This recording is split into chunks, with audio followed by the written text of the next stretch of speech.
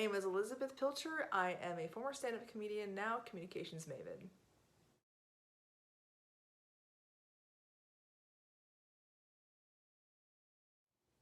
The reason why there is such a disconnect between college graduates and equal pay and lack of resources is time.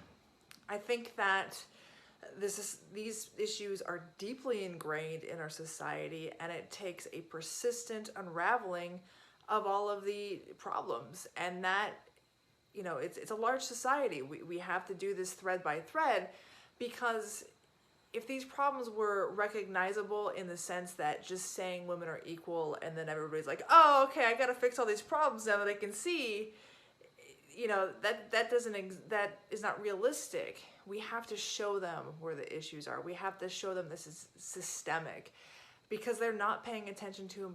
They were not paying attention to them before. Now it is a burden upon us to make these revelations so that change can occur.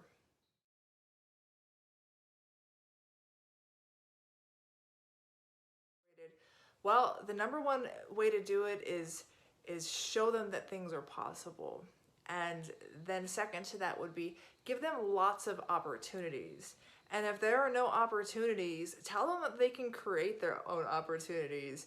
We live in the land of cheap websites, and it is very easy to create your own niche.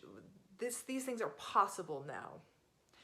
And to celebrate them, make sure that there's consistent recognition in any way that's possible, and also tell them not to be shy about, you know, talking about their own accomplishments. Men are proud of NFL teams and they've never stepped on a football field. Be proud of what you've done. You know, celebrate what you're doing. It is okay to be proud of something that you've accomplished.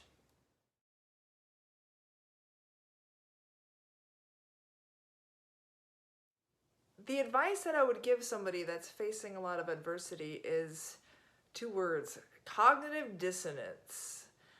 When I was doing stand-up, women, and the stereotype is still around now, there was a stereotype that women weren't funny, so we were less likely to be booked. We weren't chose to headline because we couldn't draw a crowd.